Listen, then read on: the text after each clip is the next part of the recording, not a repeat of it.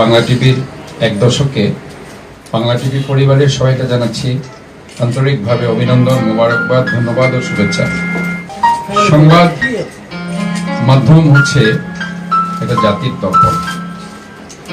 আমরা যদি এই মাধ্যমটি সত্যি কথা যদি আমরা না লিখে যদি একটা মিথ্যাচার করি, তখন কিন্তু একটা জাতি, একটি শহর, একটি রাষ্ট্র ধ্বংস হওয়ার জন্য আমরা অনেকটাই দায়ী থাকি। The pen is the mightier than the sword.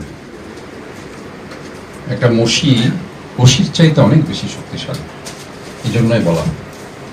আমি একটু কলমের কালি দিয়ে অনেক কিছুই করে যেতে পারবো। বশি হয়তো বা একটা মানুষের গর্দান নিতে পারে, কিন্তু একটা বশি একটা রাষ্ট্রের পুরো ব্যবস্থাকে ধ্বংস করে যেতে পারে।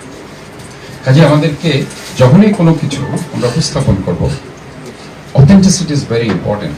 সোফার আমি মনে করি বাংলা টিভি এটা পালন করেছে এবং তারা পালন করার জন্য সচেষ্ট থেকেছে, এই জন্য আমি তাদেরকে ধন্যবাদ জানাচ্ছি। যে কোনো নিউজের ব্যাপারে সবসময় ইনস অ্যান্ড আউটস দেখে এবং সেটার সত্যতা যাচাই করে বাছাই করে আমরা যদি সেটাকে উপস্থাপন করতে পারি, তাহলে পরে আমাদের যে প্রেজেন্টেশন কিংবা আমাদের যে গণমাধ্যমের ভূমিকা সেটার প্রশ্নবিদ্ধ হবে। আমি আবারও ধন্যবাদ জানাচ্ছি বাংলা টিভির এক দশকে। আমাদের আজকে দেশনেত্রী বেগম খালেদা জিয়া অনেক সংগ্রাম করেছে গণমাধ্যমের স্বাধীনতার জন্য।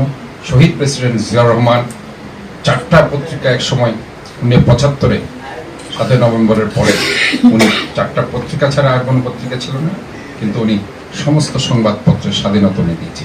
ঠিক একইভাবে ওনার ছেলে আজকের প্রধানমন্ত্রী রাষ্ট্রনায়ক তারেক রহমান, উনিও সংবাদ মাধ্যমের স্বাধীনতার কথা বলেছেন।